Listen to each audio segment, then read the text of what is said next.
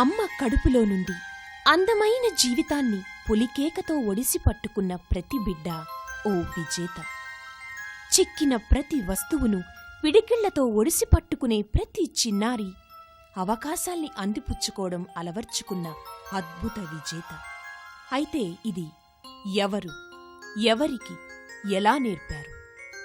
కాలంతో పోటీ పడటం, వెల్లికిలా పడుకోవడం నుండి బోర్లా పడటం, తప్పటడుగులు వేస్తూ ముందుకు సాగడం, ప్రతి అడుగు ఆలంబనగా విశాల విశ్వాన్ని జయించేందుకు ముందుకు పరిగెడతాడు, విజయాలు సాధిస్తూనే ఉంటాడు. జీవన విజేతలకు, నవజీవన నిర్మాతలకు సుస్వాగతం. ఈనాటి మన విజేత మధ్యతరగతి వ్యవసాయ కుటుంబంలో పుట్టి 100 కోట్ల అధిపతిగా ఎదిగిన ఓ ధీశాలి. మాయలేడి వెంట పరిగెత్తిన రాముడు కాదీయన. బాగా సంపాదించాలి, బ్రహ్మాండంగా బతకాలి అన్న మహాలక్ష్యంతో 7 తాటి చెట్లను ఒక్క వేటితో నరికిన లక్ష్యంగా గల రాముడు, సకల సద్గుణ అభిరాముడు. గుంటూరు జిల్లాలో పుట్టి గోల్కొండ ఖిల్లాపై జెండా నెగరవేసిన గోల్కొండ హోటల్ అధినేత శ్రీ ఎన్ రామిరెడ్డి గారు. నడికట్టు రామిరెడ్డి గారు 1941 అక్టోబర్ 21వ తేదీన గుంటూరు జిల్లా చిరుమామిళ్ల గ్రామంలో శ్రీమతి నడికట్టు వెంగమ్మ, పిచ్చిరెడ్డి దంపతులకు ప్రథమ సంతానంగా జన్మించారు. ఒక తమ్ముడు, 3 చెల్లెళ్లు ఉన్న 20 ఎకరాల మధ్యతరగతి వ్యవసాయ కుటుంబం వారిది. రామిరెడ్డి గారి ప్రాథమిక విద్యాభ్యాసం చిరుమామిళ్లలోను, హైస్కూలు చదువు సంక్రాంతిపాడులోను, BSc new science college Hyderabad నుండి అభ్యసించారు.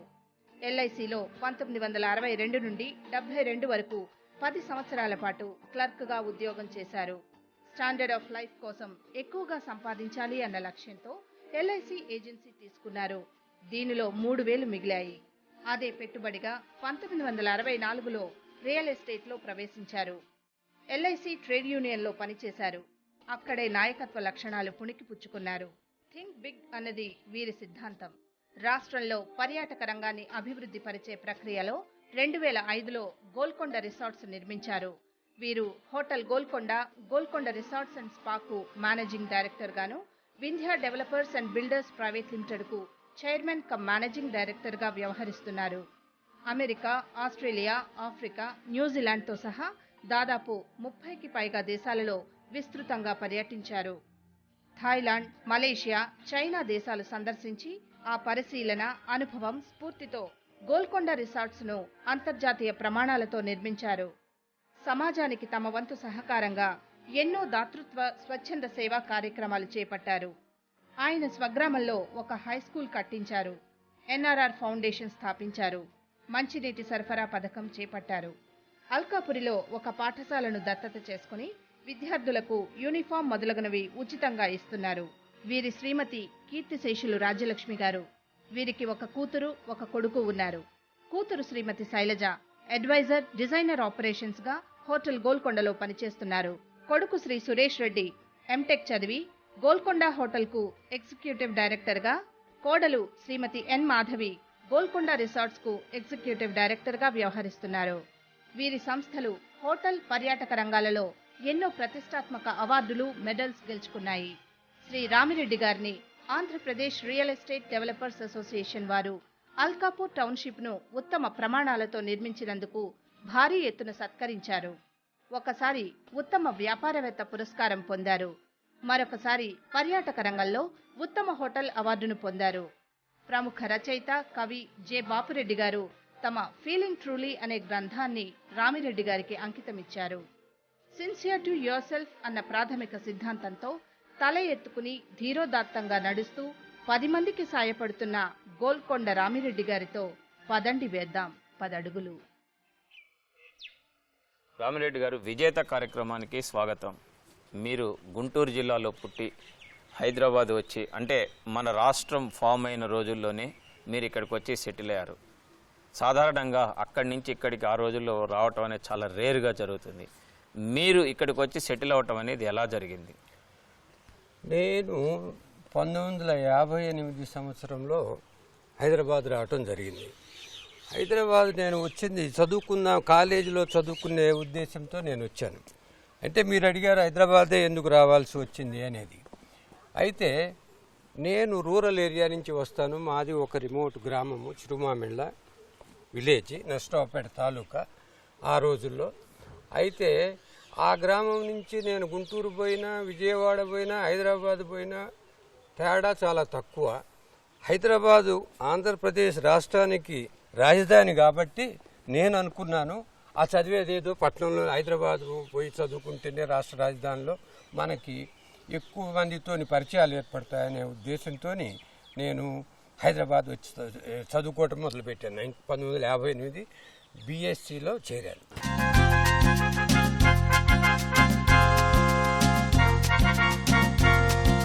మీరు ఇక్కడికి వచ్చిన తర్వాత మీ చదువు అయిపోయిన తర్వాత కొన్నాళ్ళు ఎల్ఐసిలో ఉద్యోగం చేశారు, దాదాపు ఒక 10 సంవత్సరాల పాటు చేశాను. ఎల్ఐసి ఉద్యోగం వదిలేసి ఆ తర్వాత వ్యాపార రంగంలోకి ఏ విధంగా ఆకర్షించబడ్డారు? యాక్చువల్గా నేను ఎల్ఐసిలో చాలా చిన్న ఉద్యోగం చేశాను. చేసినప్పుడు నాకు ఎల్ఐసిలో వచ్చే జీతము, నా లైఫ్ స్టైలు, నేను ఖర్చు పెట్టేది లైఫ్ స్టైల్ అంటే వేరే విధమైన లైఫ్ స్టైల్ ఏం కాదు. అయితే నా మొదటి నుంచి నా దృక్పథం ఏంటంటే మనము ఒక స్టాండర్డ్ జీవితాన్ని లీడ్ చేయాలా, మన కుటుంబ సభ్యులకి, నాకు, నా స్నేహితులకు కానీ ఆ దృక్పథం అలవర్చుకొని మరి ఈ జీతంతో నేను అనుకున్న ఇది సాధించటం కష్టమనే ఉద్దేశంతో ఏదన్నా వ్యాపారం చేసి కొంత ఇన్కమ్ గడిద్దామనేది ఆలోచన ఉంది. వెంటనే నాకు అనిపించింది ఏంటంటే ఇన్సూరెన్స్ కంపెనీలో పనిచేస్తున్నాను కాబట్టి ఏజెన్సీ చేయటం పర్మిసబుల్ కాబట్టి ఆ ఏజెన్సీ చేసుకొని సంపాదిద్దాం అనుకున్నాను. అదే విధంగా 1 సంవత్సరంలో ఒక బ్రాంచ్లో టాప్ లెవెల్లో బిజినెస్ చేయగలిగాను. నా అదృష్టం బాగుంది, దానిలో ఇన్కమ్ వచ్చింది. దాంతో ఏమంటే బిజినెస్ అంటే ఏమిటి, బిజినెస్ వల్ల మనం డబ్బులు గడించటమే కాకుండా మనకున్న టాలెంట్ని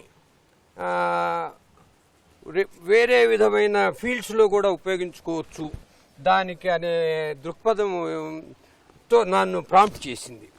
ఆ ప్రాంప్ట్ చేసినప్పుడు నెక్స్ట్ ఈ సరే ఏజెన్సీ ఏదో చేస్తున్నాను, ఏజెన్సీ కాకుండా ఇండిపెండెంట్గా నా అంతటా నేను ఏదన్నా బిజినెస్ చేసి ఏదన్నా అచీవ్ చేశాననే తృప్తి, డబ్బులు సంపాదించడంతో పాటు ఇంకేదన్నా ఒక అచీవ్మెంట్ అనే తృప్తి కూడా వస్తుంది అనే ఉద్దేశంతో ఆలోచిస్తే నాకు ఇమ్మీడియట్గా కనిపించింది రియల్ ఎస్టేట్. మీరు ఈ రియల్ ఎస్టేట్ వ్యాపారంతో కూడా దినదిన ప్రవర్ధమానమై చాలా పెద్ద వ్యాపారవేత్తగా మారారు. ఒక రకంగా చూసుకుంటే ఈ రోజుల్లో బాగా డబ్బు సంపాదించడానికి రియల్ ఎస్టేట్ రంగం ఒక మార్గం అంటారు. దీని మీద మీ అభిప్రాయం ఏంటి? తొందరగా డబ్బు సంపాదించడానికి రియల్ ఎస్టేట్ మార్గము నిజంగా కూడా చాలా మంచి వ్యాపారం. అయితే ఓన్లీ రియల్ ఎస్టేట్కే లిమిట్ అయినప్పుడు అదేమంటే లాంగ్ టర్మ్ అచీవ్మెంట్కి ఆర్థికంగా మనకు చాలా తోడ్పడుతుంది తప్ప ఇంకేదన్నా తోడ్పడాలన్నప్పుడు కొంచెము ఇబ్బంది అని ఫీల్ అయ్యాను కూడా మధ్యలో అప్పుడప్పుడు. అంటే ఒకటి రామిరెడ్డి గారు, ఇక్కడ మీరు ఎల్ఐసిలో ఉన్నప్పుడు చాలా కాలం యూనియన్ యాక్టివిటీస్లో పాల్గొన్నారు. అంటే అక్కడ మీలో ఉన్నటువంటి లీడర్షిప్ క్వాలిటీస్ అన్నీ బయటకు వచ్చాయి. మరి అంత నాయకత్వ లక్షణాలు ఉన్న మీరు ఎప్పుడైనా రాజకీయ రంగం వైపు ఆకర్షించబడలేదా? నాకు రాజకీయాలంటే ఎప్పుడూ నాకు ఇంట్రెస్ట్ కలగలేదు.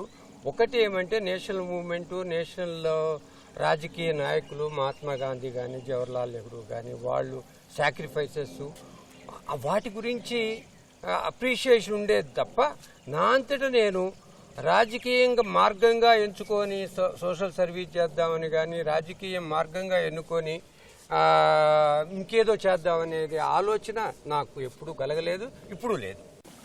రామిరెడ్డి గారు, మీరు మీ వ్యాపార రంగం రియల్ ఎస్టేట్లో చాలా వివిధ దశల్లోకి వచ్చారు. టౌన్షిప్స్, హోటల్స్, రిసార్ట్స్, ఇలా ఎన్నో రకాలుగా. మీ మొత్తం బిజినెస్ లైఫ్ చూసుకుంటే ఒక టర్నింగ్ పాయింట్ అనేది ఏమైనా ఉందా? మీరు దేన్ని టర్నింగ్ పాయింట్గా చెప్పగలుగుతారు? యాక్చువల్గా నా లైఫ్లో మేజర్ టర్నింగ్ పాయింట్ ఏమంటే హోటల్ గోల్కొండ ఎస్టాబ్లిష్ చేయడం major turning point. Hotel industry గురించి కొంత స్టడీ చేసి నేను హోటల్ ఎస్టాబ్లిష్మెంట్ చేయడం జరిగింది. అండ్ నేను చాలా సాటిస్ఫై అయిన బిజినెస్ హోటల్ ఇండస్ట్రీ. మరి ఈ రిసార్ట్స్ రంగంలోకి ఎలా వచ్చారు? ఈ రిసార్ట్స్ కట్టడం అనేది ఏ విధంగా జరిగింది? రిసార్ట్స్ వచ్చే వరకు ఏమైందంటే హోటల్ కన్స్ట్రక్షన్ అయిపోయింది. 3 స్టార్ హోటల్ బాగా నడుస్తుంది. ఈ లోపల దాంతో ఏంటంటే టూరిజంలో ఇంట్రెస్ట్ నాకు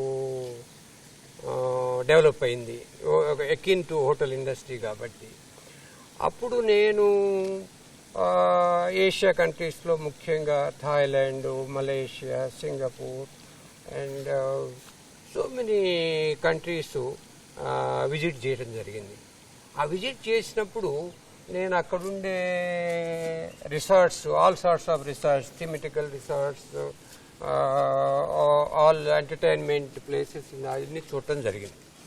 అదే టైంలో అనుకోకుండా టూరిజం డెవలప్మెంట్ కార్పొరేషన్ వాళ్ళు ఈ గండిపేట వాళ్ళ అప్పుడు దాకా వాళ్ళ ఆధీనంలో ఉన్న గండిపేట ఓల్డ్ బిల్డింగ్ అండ్ సరౌండింగ్స్ని రిసార్ట్స్ కింద డెవలప్ చేయడం కోసం వాళ్ళు ఒక ప్లాన్ చేసి టెండర్ పిలవడం జరిగింది.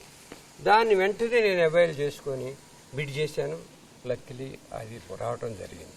అంటే నార్మల్గా ఒక్కొక్క రిసార్ట్స్కి ఒక్కొక్క థీమ్ ఉంటుంది, థీమాటిక్గా కడుతూ ఉంటారు. మనం ఎక్కడన్నా చూస్తే మీరు ఏ థీమ్ని బేస్ చేసుకొని ఈ రిసార్ట్స్ కట్టడం జరిగింది? యాక్చువల్లీ పూర్తిగా నేను స్టడీ చేసిన తర్వాత ఇది సిటీకి చాలా క్లోజ్ బై ఉంది, సిటీలో ఏదో ఒక రోజు ఒక పార్ట్ అయిపోతుంది.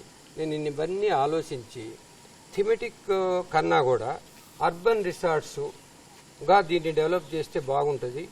ఒకటి ఏమంటే నీకు రిసార్ట్స్లో, హాలిడే రిసార్ట్స్లో ఉండే అన్ని ఫెసిలిటీస్ ఉంటాయి, same time nearer to the city and వాళ్ళకి బర్త్డే పార్టీస్ కానీ ఇట్లాంటి వాటికి కూడాను అందుబాటులో ఉంటుంది అనే ఉద్దేశంతో దీన్ని నేను అర్బన్ రిసార్ట్స్ కింద డెవలప్ చేశాను.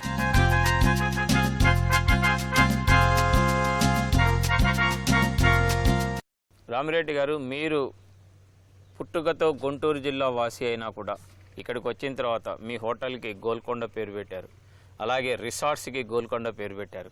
ఈ గోల్కొండ పేరు పెట్టడం వెనకాల ఉన్నటువంటి కారణం ఏంటి? యాక్చువల్లీ నేను హోటల్కి ఏదో పేరు పెట్టాలి కాబట్టి ఆలోచిస్తున్నప్పుడు నాకు ఒక ఆశ్చర్యకరమైన విషయం అర్థమైంది. ఏమంటే హైదరాబాద్కే కాదు డక్కన్ మొత్తానికి మగుటమైన గోల్కొండ ఖిలా ఎప్పుడో కాకతీయుల ముందు నుంచి వస్తున్నది. తర్వాత కూలీ కుతుబ్ షాహీసు, ఆసిఫ్ జాహీసు ఇంతమంది పరిపాలిస్తే ఆ హిస్టారికల్ పేరు తీసుకొని వ్యాపారస్తులు కానీ కల్చరల్ ఆర్గనైజేషన్స్ కానీ అంత సఫిషియెంట్ దానికి అంత ఇంపార్టెన్స్ ఇచ్చినట్టు నాకు తోచలే, ప్రొజెక్ట్ చేయలే. నాకు అనిపించింది మనం హైదరాబాద్లో ఉంటూ హైదరాబాదీలో అయ్యుండి హైదరాబాద్లో చాలా మగుటాయమానమైన గోల్కొండ ఖిలాని మనం రెస్పెక్ట్ ఇవ్వాలా. నా హోటల్లో ఎవరైనా వచ్చినా గోల్కొండ అనగానే హైదరాబాద్ అనగానే గోల్కొండ అనే ఫీలింగు యాజ్ ఇట్ ఈజ్ ఉంది. దాన్ని మనం ఫర్దర్ డెవలప్ చేయాలనే ఉద్దేశంతో నేను ఆ పేరు తీసుకున్నాను. మొదట కొన్ని వర్గాల నుంచి కొద్దిగా రెసిస్టెన్స్ ఉన్నా కూడా తర్వాత ప్రతి వాళ్ళు నన్ను అప్రిషియేట్ చేయడం మొదలుపెట్టారు. మంచి పేరు తీసుకున్నావు, హైదరాబాదు అంటే Golconda, you have done a good thing అంటే యాక్సెప్ట్ చేశారు ప్రజలు. ఇంకొక విషయం అండి, మీరు వ్యాపార పరంగా కానీ వ్యక్తిగతంగా కానీ దాదాపు ఇప్పటిదాకా ఒక 30 దేశాలు పర్యటించుంటారు. అంటే 30 దేశాలు. ఈ విదేశీ పర్యటన ద్వారా ఒక వ్యక్తిగా, ఒక వ్యాపారవేత్తగా మీరు ఏం నేర్చుకున్నారు? ఈ విదేశీ పర్యటన అనేది ఎఫర్డ్ పీపుల్ అందరికి చాలా అవసరం అండి. మనం అనుకుంటాం విదేశీ పర్యటన అంటే ఏదో చూస్తాము సంతోషం అని కాదు. మనం ఆడ చూసేది కల్చరు, మనుషులు, వాళ్ళు ఎలా డెవలప్ అవుతున్నారు, మనము వాళ్ళ కంపారిజన్తో మనం ఎలా ఉన్నాము అనేది నా దృష్టిలో చాలా ముఖ్యమైన విషయము. చాలా కొత్త విషయాలు, ముఖ్యంగా నేను చెప్పిన ఇంతకుముందు మీకు నాకు రిసార్ట్స్ ఈ విధంగా డెవలప్ కావటానికి ముఖ్యంగా రిసార్ట్స్ అంటే ఫ్యూచర్లో ఎప్పుడైనా సరే it must be wheelchair friendly. All my facilities must be available to wheelchair friendly people. ఇట్లా ఏంటంటే ఈ కాన్సెప్ట్స్ ఎక్కడో చూసిన తర్వాత సడన్గా క్లిక్ అవ్వటం, ఇక్కడ ఇంప్లిమెంట్ చేయటం. నేను ఒక థాయిలాండ్లో ఒక రెస్టారెంట్ లాబీలో కూర్చుంటే suddenly I felt I'm sitting in a garden.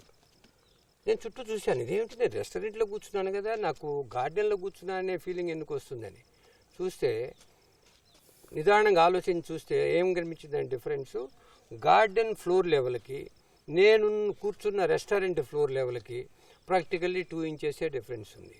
Naturally we get the feeling. So that gave me some inspiration. ఒక్కొక్క దేశంలో ఒక్కొక్క కల్చర్ అనేది ఉంటుంది, ఒక్కొక్క ఫిలాసఫీ ఉంటుంది, ఒక్కొక్క సంస్కృతి ఉంటుంది. అట్లాంటి వాటిల్లో మిమ్మల్ని ఆకర్షించింది ఏమైనా ఉందా? అంటే నేను జపాను 2-3 సార్లు వెళ్ళొచ్చాను. జపాన్ 2-3 సార్లు వెళ్ళొచ్చాను.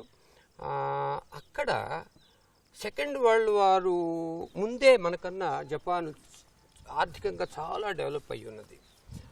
అక్కడ ఒక industrialist, biggest industrialist I can say, Konosuke Mitsubishi అని చెప్పి ఒక జెంట్లమెను, ఆయన 1946లో ఒక ఆర్గనైజేషను, ఆయన అనుభవం అంతా గడించి ఒక ఆర్గనైజేషన్ చేశాడు. అది రిలీజియస్ అంటానికి లేదు, బట్ కానీ దాని మీనింగ్ ఏమిటి, PHP అంటే peace, happiness through prosperity. Peace, happiness through prosperity. Organization వాళ్ళ మీటింగ్ అటెండ్ అయిన తర్వాత నేను చాలా అట్రాక్ట్ అయినాను ఆర్గనైజేషన్ గురించి. ఆ తర్వాత దాన్ని మనము అనలైజ్ చేస్తే ఆ ఫిలాసఫీ అది నాకు ఎంతో నచ్చింది. దానికి ఇప్పుడు కూడా నేను కట్టుబడి ఉన్నాను.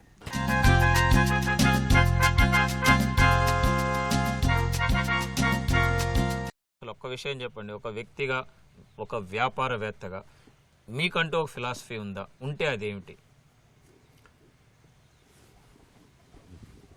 ఒక వ్యక్తిగా, వ్యాపారవేత్తగా కూడా నాకు ఫిలాసఫీ ఉంది, చాలా స్పష్టమైన ఫిలాసఫీ ఉంది. ఏమంటే, నేను ఏమి చేసినా నా మనస్సాక్షిగా నేను నిజము కరెక్టు అనుకున్నదే చెయ్యాలి. అంతేగాని ఏదో డబ్బులు వస్తున్నాయనో ఇంకొకటి వస్తున్నామనో షార్ట్ కట్ మెథడ్స్ పోవద్దు. ఇంకొకటి, నేను ముందుకు పోతున్నప్పుడు ఏదన్నా ఒకటి చేస్తూ నాతో పాటు ఇంతో అంతో 10 మందికి దానివల్ల ఉపయోగం జరగాలి. నాతో పాటు వాళ్ళు ఎవరన్నా కావచ్చు, నా బంధువులు కావచ్చు, సమాజంలో ఏ సెక్షన్ అన్నా కావచ్చు. ఇది నా మెయిన్ ఫిలాసఫీ. అంటే ఒక్క విషయం అండి, మీ ఫిలాసఫీ కానీ ఆధ్యాత్మిక చింతన కానీ మీ విజయానికి ఎన్నో రకాలుగా తోడ్పడుతున్నాయి. అంటే ఇంత విజయం సాధించిన మీరు విజయానికి ఇచ్చే నిర్వచనం ఏంటి? అంటే హౌ యూ డిఫైన్ సక్సెస్? అంటే దీంట్లో ఒక చిన్న విషయం ఉంది. సక్సెస్, డిఫీటు ఇవి రిలేటివ్ టర్మ్స్ నా ఉద్దేశంలో. కానీ ఆబ్జెక్ట్ ఏదైతే ఉందో, మీరు ఏదైతే సాధిద్దాం అనుకున్నారో, నువ్వు పెద్దగా ఆలోచించి నువ్వు మంచి విషయము, పెద్ద విషయమే సాధిద్దామనే టార్గెట్ పెట్టుకో. నువ్వు ఒకే రోజు ఆ టార్గెట్ని నువ్వు అచీవ్ చేయటం కష్టం కాబట్టి నువ్వు అంచెలంచెలుగా అక్కడ దాకా వెళ్ళు. ఈ ప్రతి అంచె ఒక సక్సెస్, ఫెయిల్యూరు. కాబట్టి నువ్వు మొదటి సక్సెస్ వచ్చిందాకా అసలు ఆబ్జెక్ట్ మర్చిపోకుండా దీని మీద ఇక్కడ పూర్తిగా నీకున్న ఎనర్జీస్ అంతా కాన్సన్ట్రేట్ చెయ్యి. ఈ ప్రాసెస్లో నీకు ఎక్కడన్నా బోట్రాయి తగులుద్ది, కొంత ఫెయిల్యూర్ వస్తుంది. అది మనం అడ్వాంటేజ్ కింద తీసుకొని ఫెయిల్యూర్ ఎందుకు వచ్చింది, మనం ఎక్కడ పొరపాటు చేశాము, ఆ పొరపాటుని సరిదిద్దుకొని ఆ ఫెయిల్యూర్లో వచ్చినటువంటి అనుభవాన్ని డబుల్ ఎంథూజియాజంతో ఉపయోగించుకొని, అనలైజ్ చేసి ఉపయోగించుకొని సక్సెస్ ఎంట, మన గోల్ ఎంట పోవటం అనేది నా ధ్యేయం. అంటే గోల్ రీచ్ అవ్వాలి అంటారు. గోల్ రీచ్ అవ్వాలి. దీంట్లో కొన్ని సక్సెస్, కొన్ని ఫెయిల్యూర్స్ ఉంటాయి, but ultimate aim is the goal. అంటే మేము అడగకుండానే ఫెయిల్యూర్స్ ఉంటాయి అని మీరు చెప్పారు. అది కాక సక్సెస్, డిఫీట్ కూడా రిలేటివ్ టర్మ్స్ అన్నారు.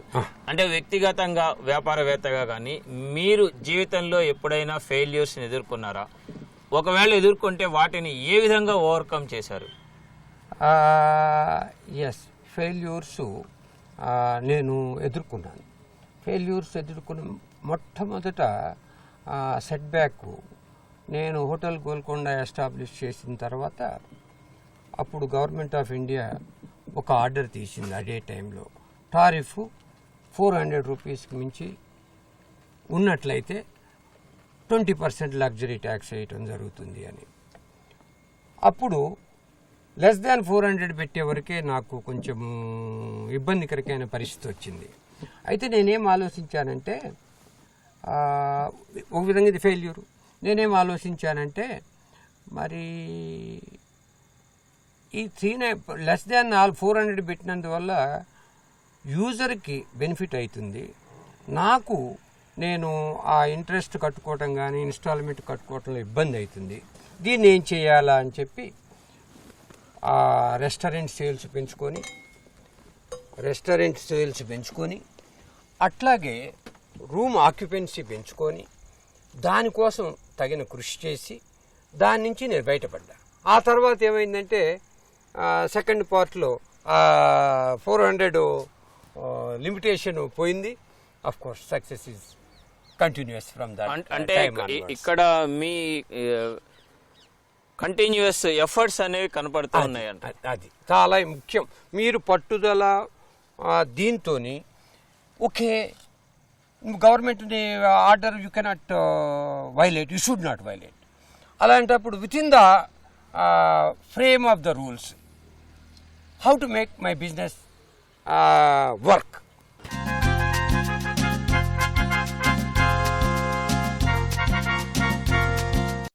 రామిరెడ్డి గారు ఈ హోటల్ ఇండస్ట్రీలో కానీ రిసార్ట్స్ రంగంలో కానీ ఈ పరిశ్రమలోకి లేకపోతే ఈ వ్యాపారంలోకి రావాలి అనుకుంటున్నటువంటి ఔత్సాహికులకి మీరు ఎలాంటి సలహాలు సూచనలు ఇస్తారు? నేను చెప్పేది ఏమంటే ఇక్కడ 2 ఆస్పెక్ట్స్ అందరూ చాలా చక్కగా గమనించాల్సిన విషయం ఉంటుంది. ఏమంటే మనకున్న టాలెంట్స్, మీరు పెద్ద ప్రొఫెసర్ అనుకోండి, మీకు అకాడమిక్ టాలెంట్స్ ఉన్నాయి. Academic talents may not be the right only talent required for an entrepreneur. అట్లాగే కొంతమందికి మేనేజరల్ టాలెంట్స్ ఉంటాయి. అసలు మేనేజర్ అంటే ఏంటి, అకాడమిషియన్ అంటే ఏంటి, నాలెడ్జ్ అంటే ఏంటి, ఎంటర్ప్రైనర్ అంటే ఏమిటి, లీడర్ అంటే ఏమిటి, వీటిని గురించి నీలో ఉన్న శక్తులు ఏమిటి, నీలో ఉన్న ప్లస్ పాయింట్స్ ఏంటి, మైనస్ పాయింట్స్, దేనికి నువ్వు సూటబుల్ అనేది నిన్ను నువ్వు అసెస్ చేసుకొని ఆ అసెస్మెంట్లో నీలో లీడర్ క్వాలిటీస్ ఉన్నాయి, నువ్వు ఆబ్జెక్టివ్గా నువ్వు కొన్ని చేయగలిగిన కెపాసిటీ ఉందని నిన్ను నువ్వు నమ్మాలి. ముందు నువ్వు ప్రపంచాన్ని నిన్ను నువ్వు నమ్మినప్పుడు ఆ నమ్మికను తీసుకొని నీకు మంచి టార్గెట్స్ ఫిక్స్ చేసుకో. అంటే నేను మంచి టార్గెట్ అని నేను చెప్పేది ఏంటంటే ఏదో ఇవాళ ఇచ్చేద్దాము దీంతో అయిపోతుంది కదా, రేపటికి ఎల్లుంటికి నాకు బాగానే ఉంటుంది అనేది కాకుండా లాంగ్ టర్మ్ ఆబ్జెక్టివ్ నువ్వు ఫిక్స్ చేసుకొని దాని డైరెక్షన్లో నువ్వు స్టెప్ బై స్టెప్ తీసుకుంటూ వెళ్ళినప్పుడు సక్సెస్ ఫెయిల్యూర్స్ నుంచి పాఠాలు నేర్చుకున్నప్పుడు ఎవరికి కూడా ఫెయిల్యూర్ అనేది రాదు. నువ్వు 100కి 100 అంతులు నువ్వు నీ ఆబ్జెక్టివ్ నీ గోల్ని రీచ్ అవుతున్నావు. ఏ విధమైనటువంటి యాడ్వర్స్ ఫోర్సులు కూడా నిన్ను ఆపలేవు నీకు ఆ ఛావ ఉన్నప్పుడు. నేను యంగ్స్టర్స్ అందరికీ చెప్పేది ఏంటంటే ముందు నీలో నువ్వు ధైర్యం సంపాదించుకో, నీ మీద నీకు నమ్మకం పెట్టుకో. నువ్వు ఈ ప్రాసెస్లో నాలెడ్జ్ మీద డిపెండ్ అవ్వు, నాలెడ్జ్ని అవైల్ చేసుకో, నువ్వు నీ టీమ్స్ క్రియేట్ చేసుకో, టీంలో సలహాలు తీసుకో, నీ నిర్ణయం మాత్రం నువ్వు తీసుకొని పోయినప్పుడు నువ్వు నీ ఫెయిల్యూర్కి నీ సక్సెస్కి నువ్వు రెస్పాన్సిబుల్, నువ్వు ఎట్టి పరిస్థితుల్లో ఫెయిల్ కావు. ఇది నా సలహా యంగ్ ఎంటర్‌ప్రెన్యూర్ మెసేజ్ అనుకోవచ్చు. రామిరెడ్డి గారు, ఆఖరిగా ఒక విషయం చెప్పండి. భవిష్యత్తులో ఇంత వ్యాపార సామ్రాజ్యాన్ని స్థాపించుకున్న మీరు భవిష్యత్తులో ఇంకా ఎలాంటి ప్లాన్స్తో ముందుకు రాబోతున్నారు? ప్రస్తుతానికైతే నేను కొత్త న్యూ ఇయర్ టైప్ ఆఫ్ యావిగేషన్స్ ఏమి నేను ఆలోచించట్లేదు. కానీ నా హోటల్ ఇండస్ట్రీ, రిసార్ట్స్ తర్వాత దీన్ని ముందుకు తీసుకుపోతూనే ఒక